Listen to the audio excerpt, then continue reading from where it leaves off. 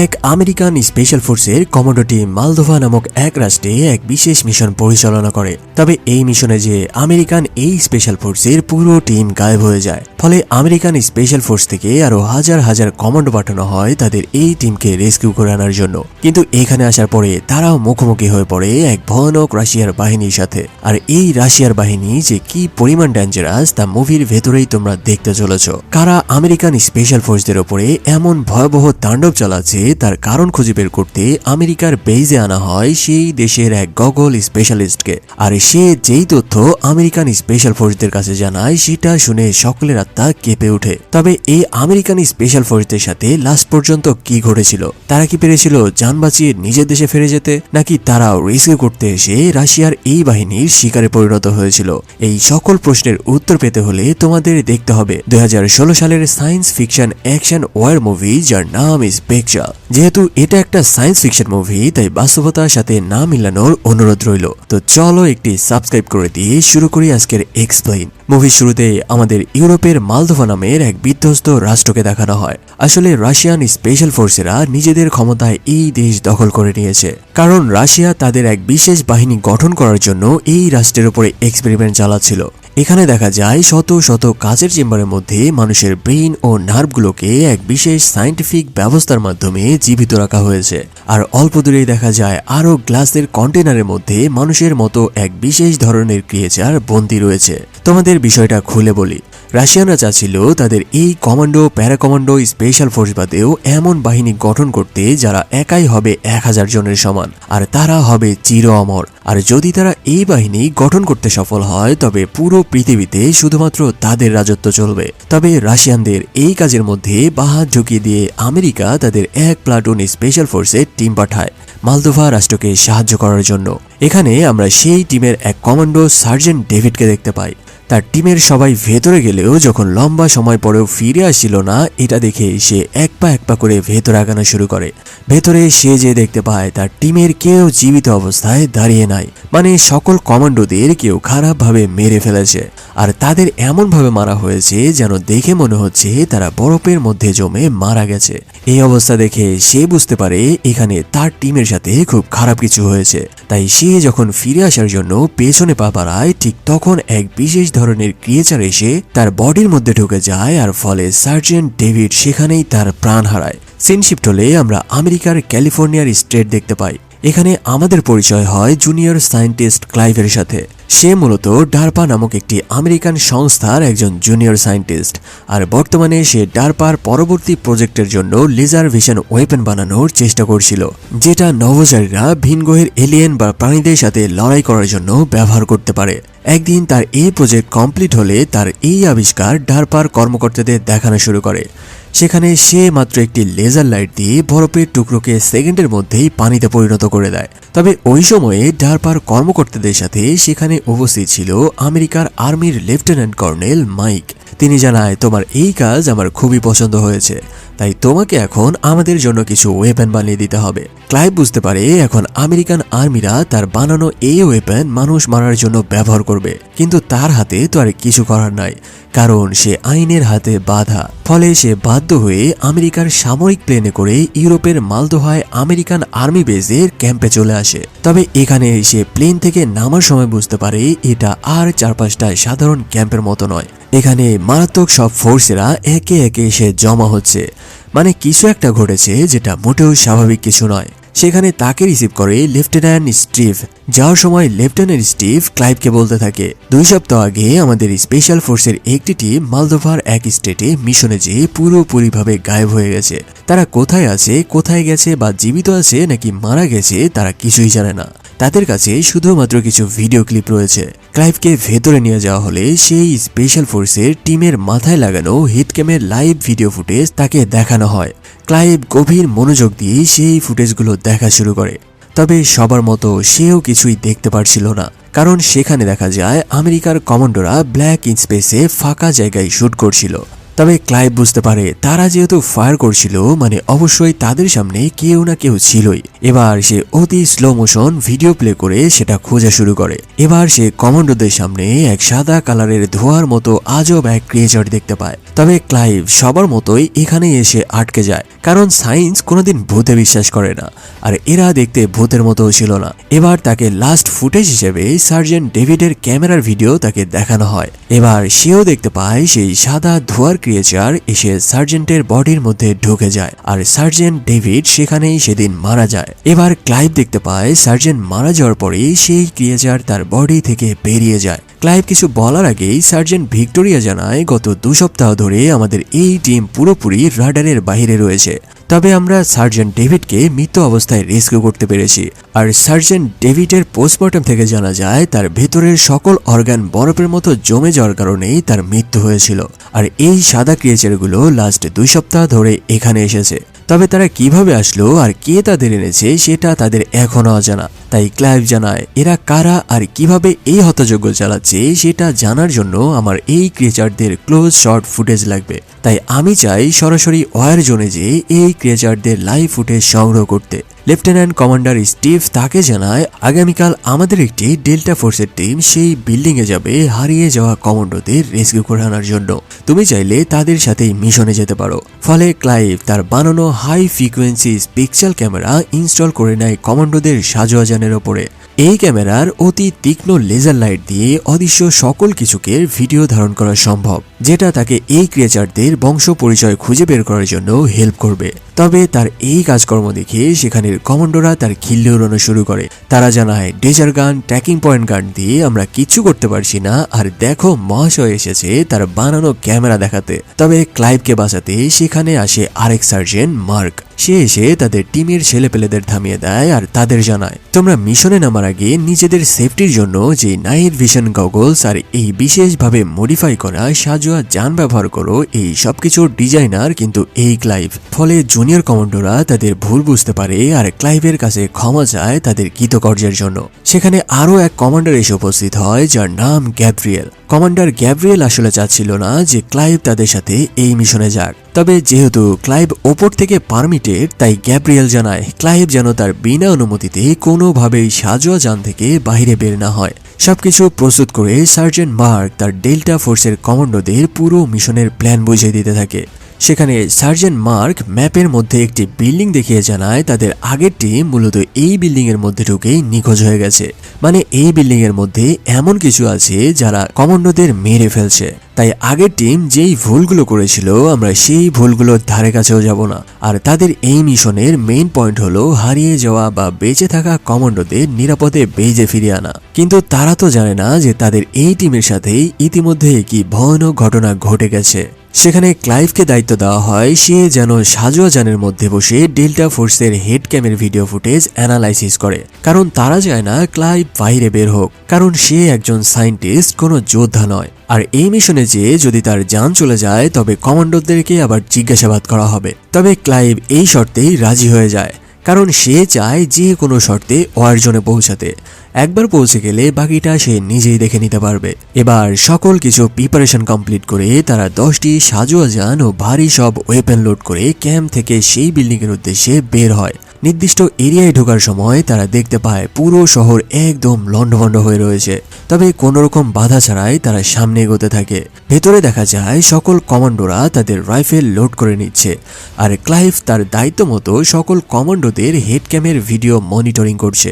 নির্দিষ্ট বিল্ডিং এর সামনে পৌঁছে তারা একে একে সাজোয়া যান থেকে নেমে পড়ে সেই বিল্ডিং এর দিকে যাওয়ার জন্য। বিল্ডিং এর মধ্যে ঢুকে তারা পুরো বিল্ডিং তন্ন তন্ন করে খুব সতর্কতার সাথে খুঁজে দেখা শুরু করে। এক পর্যায়ে তাদের হারিয়ে যাওয়া আগের সেই টিমের কমান্ডোদের দেখতে পায় যারা সকলেই এদিক সেদিক মৃত অবস্থায় পড়েছিল। একটু ভালো করে তারা দেখলে বুঝতে পারে যে এরা অতি ঠান্ডায় জমে মারা গেছে, এমনকি মাত্রাতিরিক্ত ঠান্ডার কারণে তাদের বডির চামড়া পুড়ে গেছে। এখন এই 30 ডিগ্রি তাপমাত্রায় এত ঠান্ডা এখানে কিভাবে আসলো? তারা আরো সামনে যেতে সেখানে একটি সিরামিকের বাথটব দেখতে পায়, আর এই সিরামিকের বাথটবের কথা একটু মনে রেখো। তারা দেখতে পায় সেই বাথটবের ভেতর থেকে এক ধরনের আলোক রশ্মি বের হচ্ছে। তারা সকলেই সেটিকে ঘিরে নেয় আর খুব সাবধানে সেটি তুলে আনার পরে তারা দেখতে পায় এখানে লুকিয়েছিল তাদের আগের টিমের একজন কমান্ডো। মানে তাদের এই পুরো টিমের মধ্যে এই একজন কমান্ডোই বেঁচে রয়েছে। তাকে রেস্কিউ করা হলে তাকে জিজ্ঞেস করা হয় বলো তোমাদের সাথে আসলে কি ঘটেছিল। সেই কমান্ডো জানায় যত দ্রুত সম্ভব এখান থেকে সরে পড়ার জন্য, কারণ তারা যদি আবার এখানে আসে তবে কেউ আর বেঁচে ফিরতে পারবে না। ফলে সবাই তাকে নিয়ে গাড়িতে ফিরে আসতে থাকে, আর একজন কমান্ডো সামনে এগিয়ে যায় যে আর কেউ জীবিত আছে কিনা সেটা চেক করার জন্য। তবে সে দেখতে পায় তার সামনে একটি সাদা আলোর ক্রিয়েচার। তবে সে তার গগলস খুলে দেখার চেষ্টা করলে সে আর কিছুই দেখতে পায় না। মানে তারা যুদ্ধ করতে যাচ্ছে এক অদৃশ্য শক্তির বিরুদ্ধে। গাড়ি থেকে ক্লাইভ জানায় সেই আলোক রশ্মিতে শুট করতে। কমান্ডো শুট করলেও সেই আলোক রশ্মির কিছুই হয় না, বরং সেই ক্রিয়েচার এসে সেই কমান্ডোর মধ্যে ঢুকে যায় আর তাকে মেরে ফেলে। এবার তারা লাইভে দেখতে পায় যে এই ক্রিয়েচারগুলো কি মারাত্মক ভয়াবহ। মাত্র মিলি সেকেন্ডেই তারা একজন মানুষের মধ্যে ঢুকে তাকে মেরে ফেলতে পারে। এই নিয়েও যখন বাকি কমান্ডোদের জানানো হয় তারাও সেদিকে যায় আর র্যান্ডম ভাবে সেই ক্রিয়েচারের দিকে ফায়ার করতে থাকে। তবে একে একে বাকি কমান্ডোরাও সেই ক্রিয়েচারের আক্রমণে পড়ে মারা পড়তে থাকে। আর এই কাহিনী দেখে ক্লাইভ তার সিট থেকে বাইরে বেরিয়ে আসে আর তার high frequency laser camera on করে ক্রিয়েচারদের লাইভ ফুটেজ সংগ্রহ করতে থাকে। এদিকে বিল্ডিং এর মধ্যে সেই ক্রিয়েচারগুলো কমান্ডোদের মেরে ফেলা শুরু করলে তারা বিল্ডিং থেকে পালানো শুরু করে। তবে তারা এত দ্রুত অ্যাটাক করছিল যেটা কোনো মানুষের পক্ষে সামাল দেওয়া কোনোভাবেই সম্ভব নয়। যে যেখানে ছিল সেখান থেকেই পালানো শুরু করে। তবে এর মধ্যেও কিছু কমান্ডো যান বাঁচিয়ে রোপ পুল করে বিল্ডিং থেকে নেমে আসতে সক্ষম হয় আর আহতদের নিয়ে সাজোয়া জানের দিকে দৌড়াতে থাকে। কিন্তু এর মধ্যেই সেই ক্রিয়েচারগুলো এবার বিল্ডিং থেকে বেরিয়ে আসে আর তাদের দিকে ধেয়ে আসা শুরু করে। অন্যদিকে এই কাহিনী সকল ভিডিও ক্লাইভ এবার সরাসরি তার ক্যামেরা বন্দি করতে সক্ষম হয় আর নিজের চোখের সামনেই সেই ক্রিয়েচারদের দেখে পুরাই শক খেয়ে বসে। এরা আবার কারা? না মানুষ, না জিন, না অন্য কিছু। এখানে ক্লাইভ লক্ষ্য করে তাদের উপরে কমান্ডোদের কোনো ওয়েপেনই কাজ করছে না। তাহলে এখন এখান থেকে তারা কিভাবে বেঁচে ফিরবে? এদিকে কমান্ডোরা আহতদের দিয়ে রেস্কিউ করে আনার সাথে সাথে অন্য কমান্ডোরা রকেট লঞ্চার দিয়ে তাদের ব্যাকআপ দিতে থাকে। কিন্তু কিসের রকেট লঞ্চার? উল্টা এই আক্রমণের মধ্যে দিয়ে ক্রিয়েচারগুলো তেড়ে আসে কমান্ডোদের দিকে আর নিজেদের নিয়মে সবাইকে মেরে ফেলা শুরু করে। বাথটবের মধ্যে বেঁচে যাওয়া সেই কমান্ডোকে রেস্কিউ করা না হলে সে জানায়, আমি আগেই বলেছি এখান থেকে সরে যাওয়ার জন্য। এদের উপরে আমাদের কোনো ওয়েপেন কাজ করবে না আর এদের কোনোভাবেই মারা সম্ভব নয়, তাই প্লিজ আগে এখান থেকে তোমরা পালিয়ে যাও। ফলে তারা সাজোয়া জানে উঠে পড়ে আর দ্রুত এই জায়গা থেকে বেরিয়ে যেতে থাকে। তবে এই এরিয়া ছিল রাশিয়ার সামরিক এরিয়া আর এখানের রাস্তায় ছিল মাইন পোতা। ফলে তাদের সাজোয়া যান যখন মাইনের ওপরে চলে আসে বিশাল বিস্ফোরণে তাদের সাজোয়া যান একদম লন্ডভন্ড হয়ে উড়ে যায়। তবে এই সাজোয়া যান ছিল বিশেষভাবে বোম প্রোটেকশন করে মডিফাই করা, যার কারণে ভেতরে থাকা সবাই আহত হলেও এই যাত্রায় প্রাণে বেঁচে যায়। পরিবেশ নর্মাল হলে সবাই একে একে বিধ্বস্ত যান থেকে বেরিয়ে আসে আর কমান্ডার গ্যাব্রিয়েল তার বেজে জানিয়ে দেয় এখানের অবস্থা খুবই ভয়াবহ। রেস্কিউ করতে এসে তারা নিজেরাই উল্টা হোস্টেজ হয়ে পড়েছে, তাই বেস থেকে যেন তাদের সবাইকে রেস্কিউ করার জন্য দ্রুত হেলিকপ্টার পাঠানো হয়। হেলিকপ্টার আসা অবধি তারা দ্রুত আগে এই এরিয়া ত্যাগ করে সামনের দিকে দৌড়াতে থাকে। তবে সার্জেন্ট মার্ক জানায়, এভাবে আমরা এলোমেলো দৌড়ালে আবারও শত্রুর সামনে পড়ে যাব, তাই আপাতত কোথাও আশ্রয় নিয়ে চুপ করে বসে থাকার জন্য বলে। ফলে তারা ঢুকে পড়ে এক বিশাল লোহার কারখানার মধ্যে আর সেখানেই তারা আশ্রয় নিয়ে রেস্কিউ হেলিকপ্টার আসার জন্য অপেক্ষা করতে থাকে। তবে কমান্ডার গ্যাব্রিয়েল ক্লাইভকে জানায় তার স্পেকচাল ক্যামেরা অন করে চারিদিকে নজরদারি করতে। এবার ক্লাইভ তার ক্যামেরা অন করতে দেখা যায় সেই ক্রিয়েচারগুলো ইতিমধ্যেই তাদের আশেপাশে এসে ঘিরে ধরেছে। তবে তারা খেয়াল করে যে এই ক্রিয়েচারগুলো তাদের দিকে আসার চেষ্টা করলেও কোনো এক বাধার জন্য সামনে এগোতে পারছে না। এবার ক্লাইভ দেখতে পায় সেখানে ছোট ছোট লোহার গুঁড়োর সংস্পর্শে আসা মাত্রই সেই ক্রিয়েচারগুলো আটকে জমে যাচ্ছে। মানে এরা যতই শক্তিশালী হোক, এরা লোহা ভেদ করতে পারলেও লোহার গুঁড়ো ভেদ করতে পারে না। ফলে তারা নিজেদের মধ্যে আলাপ করে বুঝতে পারে যদি এখানে বেঁচে থাকতে হয় তবে তাদের আগে লোহার গুঁড়ো সংগ্রহ করতে হবে। তাই তারা দ্রুত চারিদিকে ছড়িয়ে যায় লোহার গুঁড়ো খোঁজার জন্য। তবে কিছু দূর আগাতেই একটি রুম থেকে তাদের দিকে র্যান্ডমলি ফায়ার শুরু হয়। কমান্ডাররা ভেতরে যে দেখতে পায় সেখানে রয়েছে দুজন মাত্র ছোট বাচ্চা। এখন এই সিরিয়াস পরিবেশে এই বাচ্চাদের বেঁচে থাকা দেখে তারাও বেশ ঘাবড়ে যায়। আর এখানেই আমরাও জানতে পারবো যে এই ক্রিয়েচারগুলো এখানে কিভাবে আসলো। বাচ্চারা জানায় তারা বেশ কিছুদিন ধরেই এখানে আটকে রয়েছে।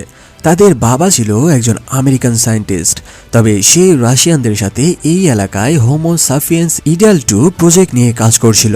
মানে মানুষ থেকে ক্লোন বানিয়ে তার মধ্যে সুপার পাওয়ার ইনজেক্ট করে পাওয়ারফুল ক্রিয়েচার বানানোর একটি পরীক্ষা চলছিল এখানে। রাশিয়ানরা এমন এক সৈন্যবাহিনী বানাতে চেয়েছিল যারা হবে মানুষের থেকে 1000 গুণ পাওয়ারফুল। তারা এই মিশনে সাকসেসও হয়ে যায় আর ফাইনালি তারা মানুষের ক্লোন থেকে সেই পাওয়ারফুল ক্রিয়েচার বানাতে সক্ষম হয়। তবে এই ক্রিয়েচারগুলো এত পাওয়ারফুল ছিল যে তারা মানুষের কন্ট্রোলের বাইরে চলে যায় আর আবদ্ধ অবস্থা থেকে মুক্ত হয়ে যায়। আর রাশিয়ান আর্মিরা এই কাহিনী বুঝতে পেরে এই প্রজেক্ট এখানেই শাটডাউন করে দিয়ে তারা পালিয়ে যায়। তবে এর মধ্যেই সেই ক্রিয়েচারগুলো এখানে কাজ করা সবাইকে একে একে মেরে ফেলা শুরু করে।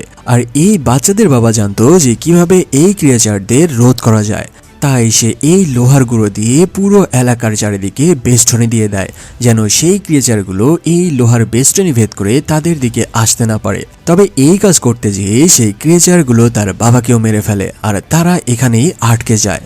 এসব শুনে এবার আমেরিকান আর্মিরাও বুঝতে পারে যে তারা এক ভয়ানক অবস্থায় না জেনেই ফেসে গেছে, কারণ রাশিয়ানরা কোন উপায়ে বা কিভাবে এই ক্রিয়েচারগুলোকে বানিয়েছিল একমাত্র তারাই জানে। তবে যাই হোক, আগে এখান থেকে তাদের বেঁচে ফিরতে হবে। ফলে কমান্ডার গ্যাব্রিয়েল সেই বাচ্চার বাবার ডেড বডির কাছে যায় আর তাকে তল্লাশি করে এই প্রজেক্টের একটি রোড ম্যাপ খুঁজে পায়। এই ম্যাপ যে একটা গুরুত্বপূর্ণ ম্যাপ সেটা তারা বুঝতে পারলেও এখানে রাশিয়ান ভাষায় লেখা ম্যাপের মিনিং তারা বুঝতে পারছিল না। ফলে তারা সিদ্ধান্ত নেয় এই ম্যাপ তারা আমেরিকান বেজে নিয়ে যাবে আর এই ম্যাপের উপর স্টাডি করেই তারা এই বিপদের সমাধান খুঁজে পাবে। তাই তারা সেখান থেকে প্রচুর পরিমাণ লোহারগুলো কালেক্ট করে নেয়।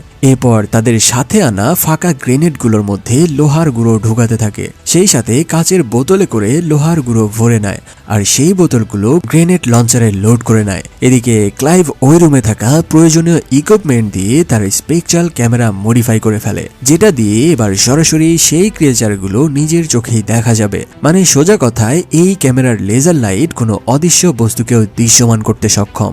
সবকিছু রেডি হলে এবার তাদের রেস্কিউ হেলিকপ্টার আসার পালা। তবে সবাই যখন বিশ্রাম নিচ্ছিল, ক্লাইভ তার ক্যামেরা টেস্ট করার জন্য তার বিল্ডিং থেকে অন্য বিল্ডিং এর দিকে লেজার ধরে। এবার তারা দেখতে পায় আশেপাশে প্রচুর ক্রিয়েচার তাদেরকেই যেন খুঁজে বেড়াচ্ছে আর লেজার পড়ার সাথে সাথে সেই ক্রিয়েচারগুলো তাদের লোকেশনও পেয়ে যায়। ফলে তারাও এবার কমান্ডারদের দিকে ধেয়ে আসা শুরু করে। এই কাহিনী দেখে কমান্ডার গ্যাব্রিয়েল মারাত্মক রেগে যায় ক্লাইভের ওপরে। তবে এখন রাগারাগি করার কোনো সময় নাই। ফলে তারা সবাই নিজেদের ওয়েপন লোড করে নেয় আর ফাইনালি যান একরকম বাজি রেখেই অন্য দরজা দিয়ে বাইরে বেরিয়ে আসতে থাকে। সেখানে ক্লাইভ আগে থেকেই তাদের লেজার ক্যামেরা দিয়ে কমান্ডোদের রাস্তা দেখাতে থাকে। তবে কিছুক্ষণের মধ্যেই ক্রিয়েচারগুলো একদম তাদের কাছে চলে আসলে কমান্ডার তার গ্রেনেড লঞ্চার দিয়ে লোহার গুঁড়ো ভর্তি কাচের বোতল ফায়ার করে আর এই লোহার গুঁড়োর মধ্যেই ক্রিয়েচারগুলো আটকে যেতে থাকে। আর এই সুযোগ কাজে লাগিয়েই তারা ফাঁকা জায়গার দিকে যেতে থাকে, যেখান থেকে রেস্কিউ হেলিকপ্টার তাদের তুলে নিতে পারবে সহজেই। তারা ফাঁকা জায়গায় গেলেও তারা দেখতে পায় তখনও সেখানে কোনো হেলিকপ্টার আসেনি। ফলে তারা যান বাঁচাতে একটি ভাঙা বাসের মধ্যে আশ্রয় নেয়। এমন সময় সেখানে হেলিকপ্টারের পরিবর্তে আসে কয়েকটি সাজোয়া ট্যাঙ্ক। তবে কেউ বারণ করার আগে সেই ট্যাঙ্ক থেকে ফায়ার করে বসে ক্রিয়েচারের দিকে। ফলে নিজেদের যান বাঁচাতে বাসের মধ্যে আশ্রয় নেওয়া সবাই ট্যাঙ্কের দিকে দৌড় শুরু করে। কিন্তু মাত্রই আসা কমান্ডোরা আসলে বুঝতে পারেনি যে তারা কি মারাত্মক ভুল করে বসেছে। ট্যাঙ্ক দিয়ে ফায়ার করার কারণে এবার বিল্ডিং থেকে হাজার হাজার ক্রিয়েচার বেরিয়ে আসা শুরু করে। ফলে বাকি কমান্ডোরা আর ট্যাঙ্কের দিকে না যেয়ে দেয়ালের পিছনে লুকিয়ে পড়ে আর নিজেদের যান বাঁচিয়ে নেয়। আর কমান্ডোরা নিষেধ করে তারা যেন কোনো ফায়ার না করে। তবে নতুন আসা কমান্ডোরা নিজেদের হ্যাডাম দেখিয়ে ট্যাঙ্ক থেকে বেরিয়ে আসে আর ফ্রন্ট লাইন থেকে ক্রিয়েচারের দিকে ফায়ার করতে থাকে। ফলাফল যেটা হবার কথা সেটাই হয়। ক্রিয়েচারগুলো এসে সরাসরি কমান্ডোদের উপরে চড়াও হয় আর এমন তাণ্ডব চালায় যে মাত্র কয়েক সেকেন্ডের মধ্যেই সেখানের সকল কমান্ডোদের মেরে সাধু করে ফেলে। সেই সাথে সেখানে থাকা সকল ট্যাঙ্ক দুমড়ে মুচড়ে দুই খণ্ড করে ফেলে। এবার তো বুঝতেই পারলে যে এই ক্রিয়েচারগুলো দেখতে নর্মাল হলেও এরা আসলে কতটা শক্তিশালী। পরিবেশ নর্মাল হতে সেখানে তাদের জন্য রেস্কিউ হেলিকপ্টার চলে আসে আর বেঁচে যাওয়া সবাই আড়াল থেকে বেরিয়ে দ্রুত সেই হেলিকপ্টারে উঠে বসে। তবে এখানে সার্জেন্ট মার্ক দেখতে পায় তাদের আশেপাশে প্রচুর পরিমাণ ক্রিয়েচার এসে জমা হয়েছে। তবে তারা হেলিকপ্টারের প্রখর রোটরে চাপে তাদের কাছে আসতে পারছিল না। তাই সে বুদ্ধি করে তার কাছে থাকা লোহার গুঁড়ো ভর্তি কাচের বোতলগুলো ভেঙে দেয় আর গুঁড়োগুলো হেলিকপ্টারের ফ্যানের বাতাসে চারিদিকে ছড়িয়ে যায় আর সেই লোহার গুঁড়োগুলো বুলেটের মতো ক্রিয়েচারের শরীরে ঢুকে যেতে থাকে।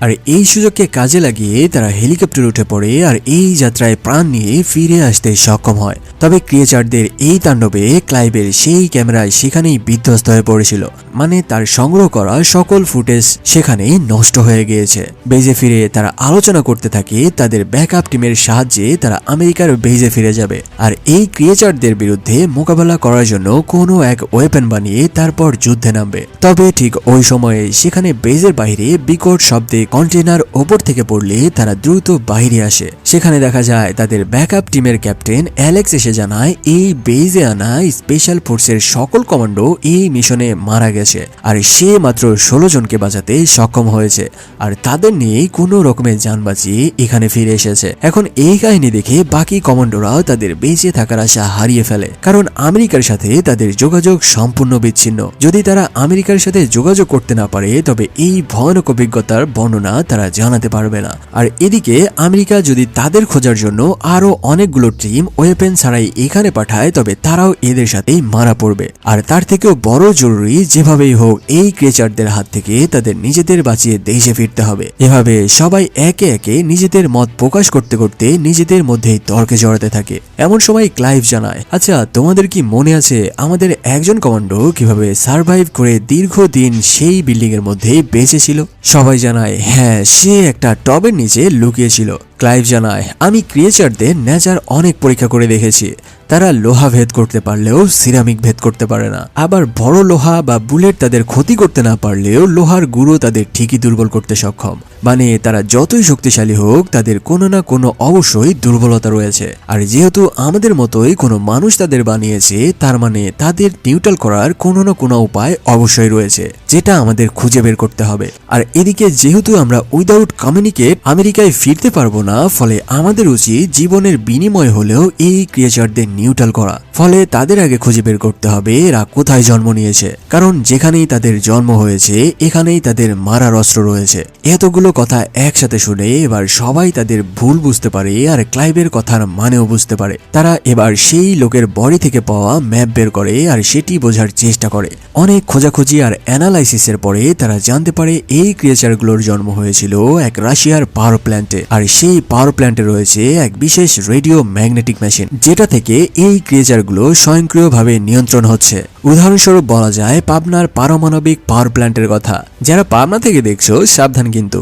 যাই হোক, এবার তারা আগে নিজেদের প্রোটেকশন দেওয়ার মতো ইলেকট্রনিক ওয়েপেন বানিয়ে নেয় আর ক্লাইভ তার সেই আবিষ্কৃত হাই রেডিয়েশন লেজার ওয়েপেন দিয়ে কমান্ডোদের একটি ইলেকট্রোম্যাগনেটিক ওয়েপেন বানিয়ে দেয়, যেটা দিয়ে এবার এই ইলেকট্রিক ক্রিয়েচারদের শুট করে মেরে ফেলা সম্ভব। সকল প্রকার প্রস্তুতি নিয়ে এবার তারা ফাইনালি রওনা দেয় সেই পাওয়ার প্ল্যান্টের দিকে। পাওয়ার প্ল্যান্টে পৌঁছে তারা একে একে নেমে যায় হেলিকপ্টার থেকে। সেখানে নেমে তারা আগে দুই দলে ভাগ হয়ে যায়। এক দল ফ্রন্ট লাইন থেকে ক্রিয়েচারদের মোকাবেলা করবে আর দ্বিতীয় টিম পাওয়ার প্ল্যান্টের ভেতরে ঢুকে সেই মেশিন খুঁজে বের করবে যেখান থেকে এই ক্রিয়েচারগুলো নিয়ন্ত্রিত হচ্ছে। প্ল্যান মতো এক টিম পাওয়ার প্ল্যান্টের মধ্যে নেমে যায় আর বাইরে থাকা অন্য টিম তাদের সাথে আনা ইলেকট্রোম্যাগনেটিক ওয়েপেন দিয়ে একে একে ক্রিয়েচারদের উপরে আক্রমণ করে রাস্তা ফাঁকা করতে থাকে। কিন্তু এই ইলেকট্রোম্যাগনেটিক ওয়েপেন কাজ করছিল এক বিশেষ লেজার ব্যবহার করে, তাই তাদের জন্য ফায়ার করা ছিল লিমিটেড। আর তারা এটাও জানে না যে এখানে কি পরিমাণ ক্রিয়েচার আছে, তাই অতি সাবধানে এবং গুনে গুনে তারা ফায়ার করতে থাকে। তবে প্রচুর পরিমাণ ক্রিয়েচার এসে তাদের ঘিরে নিতে থাকে। আর এবার কমান্ডার গ্যাব্রিয়েল তার হাতে থাকা সবথেকে পাওয়ারফুল ইলেকট্রোম্যাগনেটিক ওয়েপেন অ্যাক্টিভ করে সবথেকে ভয়াবহ এক শট নেয়। এবার সেখানে এত পরিমাণ ইলেকট্রন উৎপন্ন হয় আর এত পরিমাণ পাওয়ার রিজেক্ট হয় যে এই শটে প্রথমবারের মতো সেই ক্রিয়েচারগুলো মারা পড়তে শুরু করে। অন্যদিকে ক্লাইভ ও সার্জেন্ট ভিক্টোরিয়া খুঁজে খুঁজে পাওয়ার প্ল্যান্টের মধ্যে সেই রুমে প্রবেশ করে যেখানে এই মেশিন রাখা ছিল। তবে সেখানে আশেপাশের গ্লাসের কন্টেনারে তারা বেশ কিছু ক্রিয়েচারদের বন্দী অবস্থায় দেখতে পায়, যারা বাইরে বেরিয়ে আসার জন্য অপেক্ষা করছিল। ফলে তারা দুজনেই হন্তদন্ত হয়ে আগে সেই মেশিনটা খোঁজার চেষ্টা করে। এবার তারা দেখতে পায় আসলে এই ক্রিয়েচারগুলো মানুষের ক্লোন থেকে বানানো হয়েছে, তবে এরা মানুষের থেকে 1000 গুণ পাওয়ারফুল। সেখানে তারা মানুষের ব্রেইন সহ নার্ভগুলোকে এক বিশেষ মেশিনের মধ্যে জীবিত অবস্থায় দেখতে পায়, যেটা তোমরা মুভির শুরুতে দেখেছিলে। এখানে তারা জানতে পারে এই মেশিন দিয়ে তারা মানুষের ব্রেইন ও নার্ভগুলো দিয়ে এই ক্রিয়েচারগুলো সৃষ্টি করেছিল। আর আশেপাশের তারা গ্লাসের কন্টেনার ভাঙা দেখে বুঝতে পারে যে এই কন্টেনারের মধ্যেও ক্রিয়েচার ছিল, যারা এই কন্টেনার ভেঙে বেরিয়ে গেছে। তাই ক্লাইভ সেই মেশিন খুঁজতে থাকলে সে একটি ডিসপ্লেতে দেখতে পায় এই মেশিন কোনোভাবেই নিউট্রাল করা পসিবল না, যার কারণেই রাশিয়ানরা এই মেশিন আর নিউট্রাল করতে না পেরে এই প্রজেক্ট শাটডাউন করে পালিয়ে গেছে। তাই সে সিদ্ধান্ত নেয় যেভাবেই হোক এই মিশনটি নষ্ট করে দিতে হবে। অনেক খোঁজাখুঁজির পরে সে একটি ম্যাপ দেখতে পায় যেখানে 4টি করে টোটাল 16টি পাইপ এই মেশিন থেকে প্রতি কন্টেনারে পাওয়ার সাপ্লাই দিচ্ছিল। তাই সে সিদ্ধান্ত নেয় এই 16টি পাইপ খুলে দিবে। তবে পাইপগুলো খোলার পরে কি হবে সেটা সে নিজেও জানে না, ফলে সে মারাত্মক ডিপ্রেশনে চলে যেতে থাকে। এদিকে বাইরে দেখা যায় কমান্ডোরা যতই ফায়ার করুক সেখানে এত পরিমাণ ক্রিয়েচার ছিল যে তারা কোনোভাবেই তাদের নিউট্রাল করতে পারছিল না। ক্রিয়েচারগুলো একের পর এক তাদের উপরে শুরু করে ভয়াল তাণ্ডব। ভেতরে এসব দেখে ক্লাইভ আর সহ্য করতে না পেরে এবার সেই পাইপের নাটগুলো খোলা শুরু করে। তবে সেগুলো তার পক্ষে খোলা সম্ভব ছিল না। হঠাৎ সে একটি বিশাল হ্যান্ডেল দেখতে পায়। ক্লাইভ এবার কোনো কিছু না ভেবে সেই হ্যান্ডেল ধরে ঝুলে পড়ে আর 16টি পাইপ একসাথে খুলে যায়। পাইপগুলো খোলার সাথে সাথেই সেখানে মারাত্মক রকমের রেডিয়েশন ওয়েভ ব্লাস্ট হয়ে বাইরে দেখা যায় সকল ক্রিয়েচার আস্তে আস্তে বাতাসের সাথে বিলীন হয়ে যাওয়া শুরু করেছে। মানে এই মেশিন থেকেই ক্রিয়েচারগুলোকে প্রচুর পরিমাণ পাওয়ার সাপ্লাই দেওয়া হচ্ছিল আর এখান থেকেই তাদের নিয়ন্ত্রণ হচ্ছিল।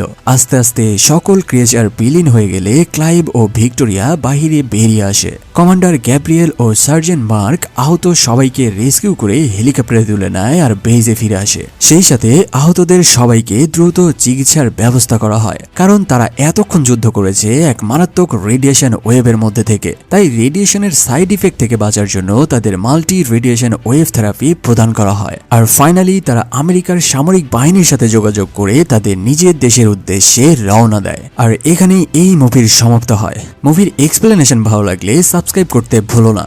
পরবর্তীতে তোমাদের সাথে দেখা হচ্ছে আমাদের নতুন আরো একটি চ্যানেলে মারাত্মক এক এক্সপ্লেনেশন নিয়ে। নতুন চ্যানেলের লিংক পেয়ে যাবে ডেসক্রিপশন বক্সে এবং পিন কমেন্টে। সে পর্যন্ত ভালো থাকো, সুস্থ থাকো, ধন্যবাদ।